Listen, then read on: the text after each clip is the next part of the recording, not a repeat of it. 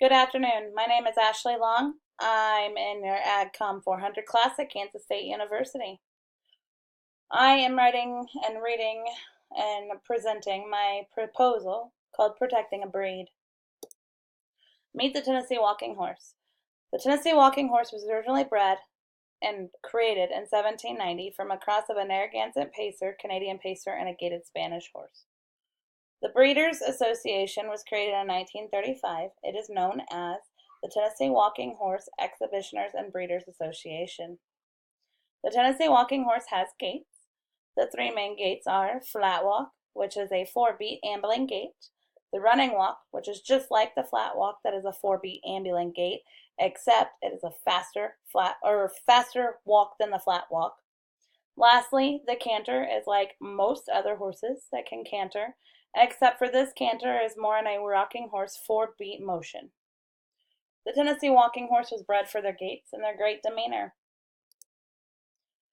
There's one big problem. These horses are being bred by big lick owners and trainers to put on a show for others. Owners and trainers are soring these horses for human pleasure.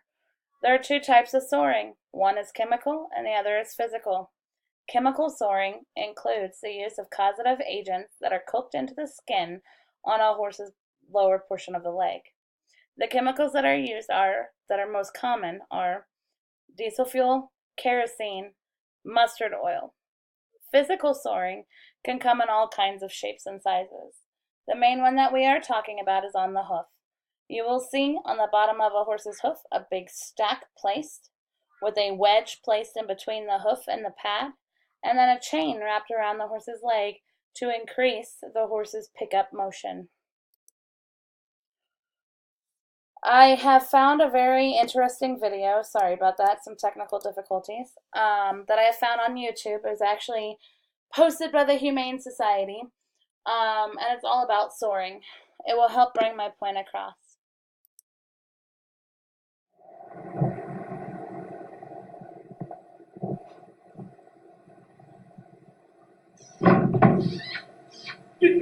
Come on.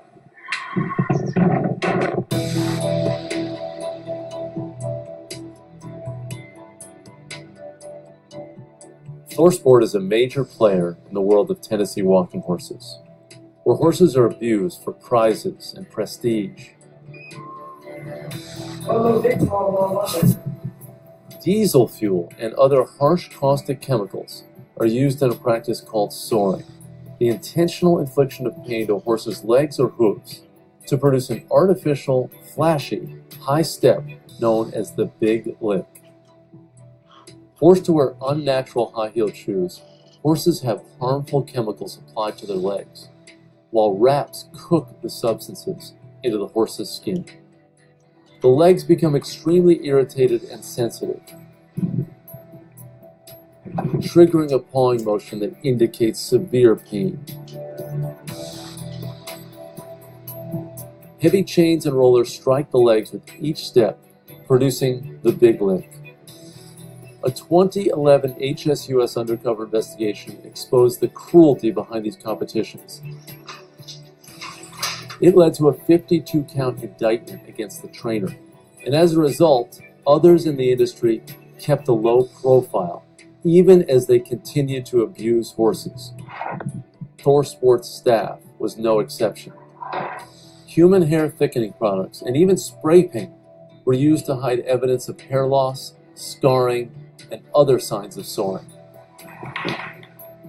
And harmful chemicals were mixed into containers that would not raise the suspicion of onlookers, but should have raised serious suspicion with the horse's owners. Dozens of samples taken in the stable tested positive for banned soring substances, revealing that hazardous chemicals, even toxic to organs, were being cooked into the horse's legs.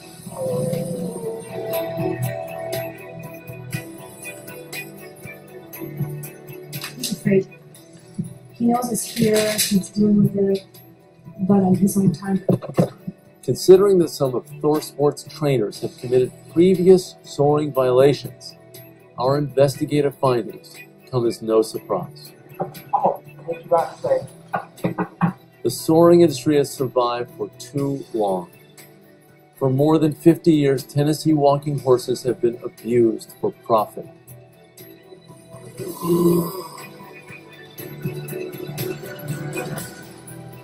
The time has come to end this cruelty and open up a new chapter in our treatment of Tennessee walking horses.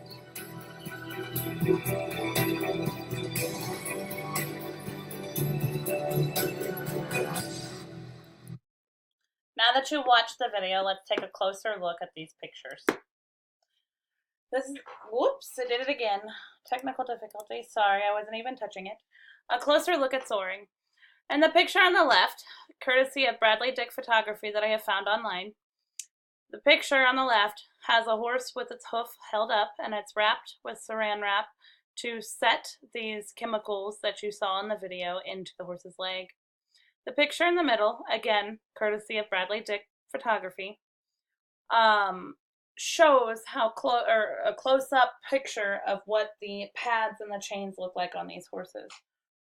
The last one says ban the big lick, ban stacks and chains, which is also courtesy of Bradley Dick Photography as well. You can actually see how much pain the horse is actually in and how much it's struggling to lift that leg up. Whoa, it went way ahead. This is what a non-sore horse looks like. Cash on the left is my mom's horse. He is actually light shod with a shoe. The shoe is just a protective covering on the bottom of his hoof, so that way when he's walking on gravel or rough terrain, he is protected so he doesn't hurt himself. Funny in the middle is my horse. She is actually not wearing any kind of shoe at all whatsoever, and her hoof looks really healthy. And then the final picture on the right is my mom and Cash walking in a flat walk, unlike the other video and of the picture you saw before. He is not struggling to walk. He is walking with his head down, very relaxed, and he is not struggling to lift up his feet. My objectives.